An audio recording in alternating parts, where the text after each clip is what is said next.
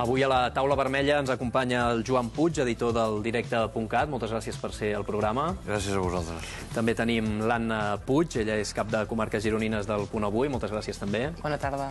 El Lluís Costa, que s'estrena avui al programa, és doctor en Història i professor de Comunicació de la Universitat de Girona. Moltes gràcies per ser també al programa. Moltes gràcies a vosaltres. I avui torna l'Agustí Carles, advocat i membre de l'Associació Drets. Moltes gràcies també per ser a l'illa. Bon vespre. Començarem amb el Lluís Costa, perquè quan al programa ve un convidat que acaba de treure un llibre fa relativament poc, m'agrada començar comentant una mica aquesta novetat. És el cas de les construccions nacionals entre l'imaginari i la realitat. És un llibre de fa uns mesos, però que ara ha tornat a publicar. En aquest cas és una traducció en castellà i revisada. La formació de la consciència nacional cubana després de 1898, anàlisi comparativa amb els casos de les identitats espanyola, catalana i porto-riquenya. És així, no? No sé si ho he explicat del tot bé, Bueno, és un títol una mica llarg, un subtítol, sobretot. Sí, ho has explicat fantàsticament.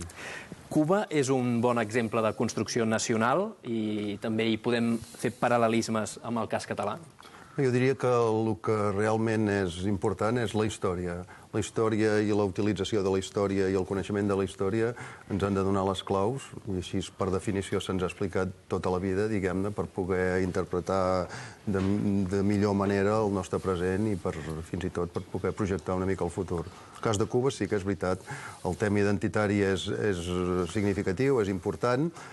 Tot el procés que es produeix al llarg del segle XIX d'afermament, diguéssim, d'una consciència nacional amb una societat molt diversificada, jo diria fins i tot molt barrejada des del punt de vista racial, des del punt de vista social, des del punt de vista econòmic, i que finalment culmini amb un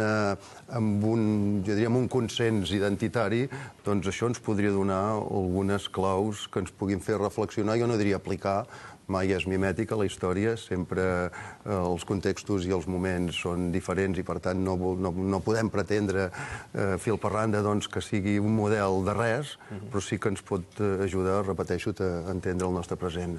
Què més hi trobarà el lector que s'acosti en aquest llibre? No cal ara explicar totes les tesis del llibre per no desvetllar tampoc res, però alguns dels apunts o potser alguna de les tesis sí de... Jo el que posaria potser més en relleu és la importància de l'ensenyament de la història i de la docència en general a l'hora de construir, diguem-ne, les identitats, a l'hora de configurar una manera d'entendre el nosaltres mateixos, diguem-ne. I si això es fa des d'una perspectiva rigorosa, des d'una metodologia sustentada amb el rigor, jo crec que és importantíssim. Ja sé que aquí podríem obrir, i seria tot un debat que ja sé que aquí no es correspon, però a vegades també corrim el risc de la mala interpretació metodològica de l'ensenyament de la història.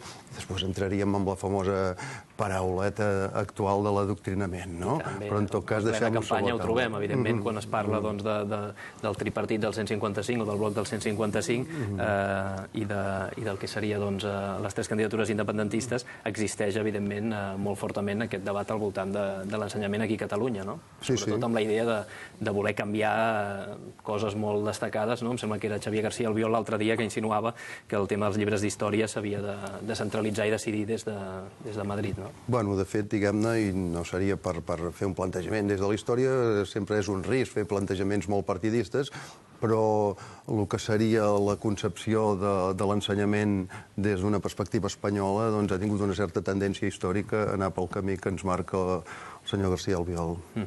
Doncs bé, aquest llibre, Les construcciones nacionales entre el imaginario y la realidad, doncs el recomanem des d'aquí.